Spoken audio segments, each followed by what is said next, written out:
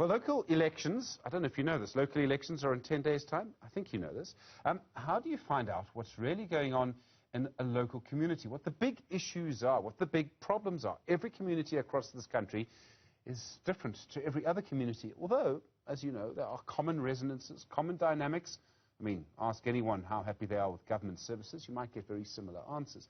Well, one group of people that often knows is community media, community newspapers, not just newspapers, community organizations.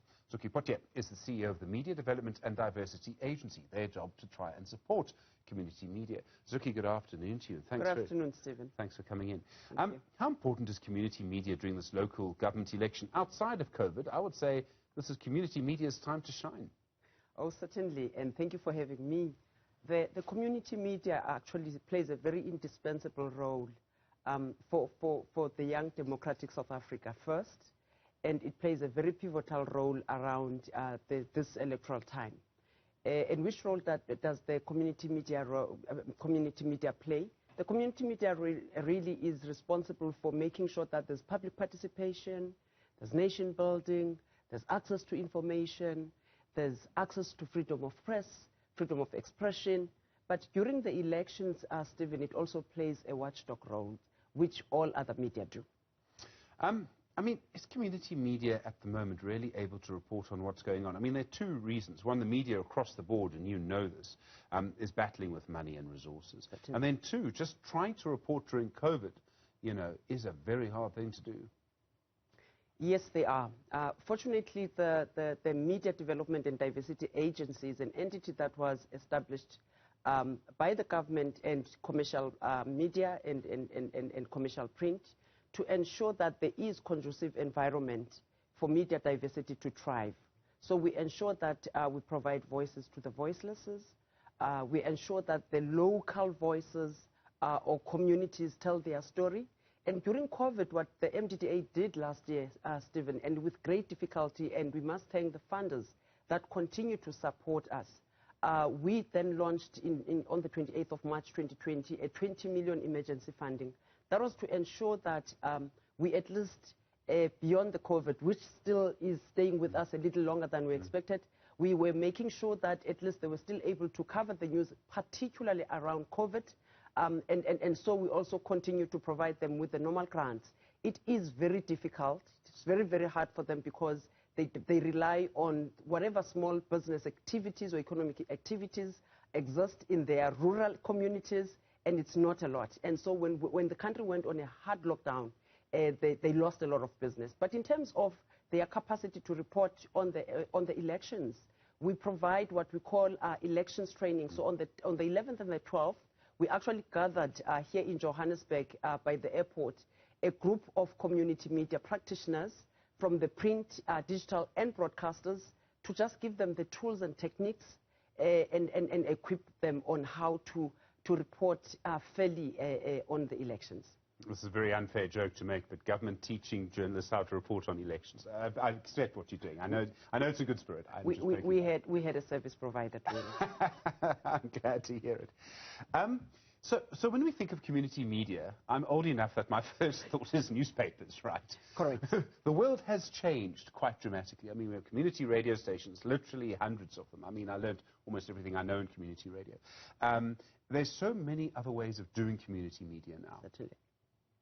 Yes, certainly. So we're now confronted by the buzzword Fourth Industrial Revolution. So what we did, in order for us to actually then be future forward looking, we developed a digital migration strategy last year for the community media sector. And again, it was not done by us.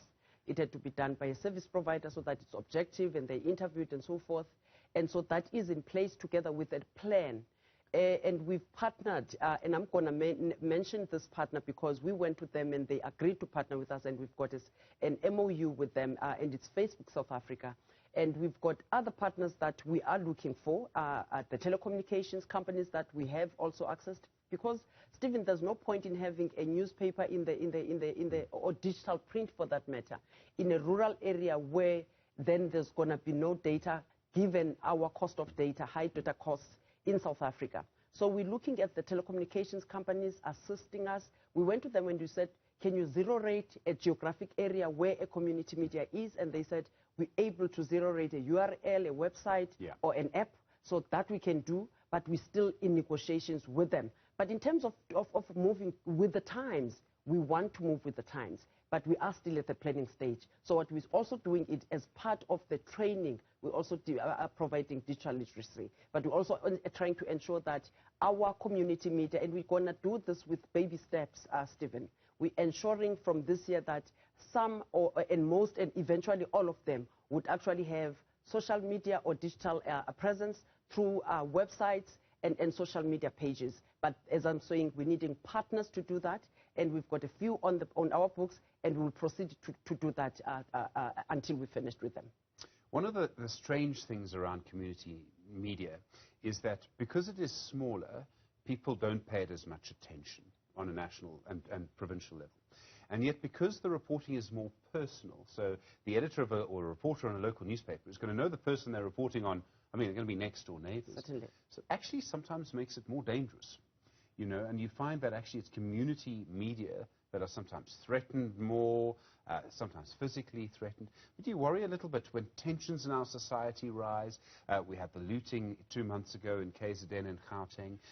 I think because of COVID-19, people are angrier than they've been at any time since '94. And not just here. I mean, the United States, they're angry too.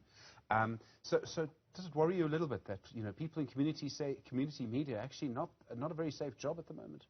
Not really. You know, we did and we are still doing a study on the impact of COVID-19 on community media. We're still busy with that study. But in as far as the stations in our books are concerned, there hasn't been any flare-up. There hasn't. It's very little. What we've seen, Stephen, is if there isn't proper governance in place in a station, then they may fight, right? Because remember, in terms of the communities are very excited because then their voices can be heard and their local stories can be heard.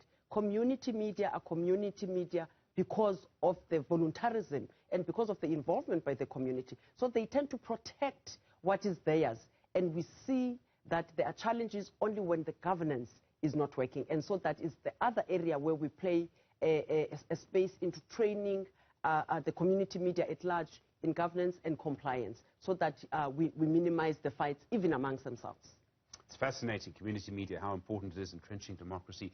Zukiswa Potye, CEO at the Media Development and Diversity Agency. Thanks very much indeed. Thank you so much. Thank you for your time. I do appreciate it.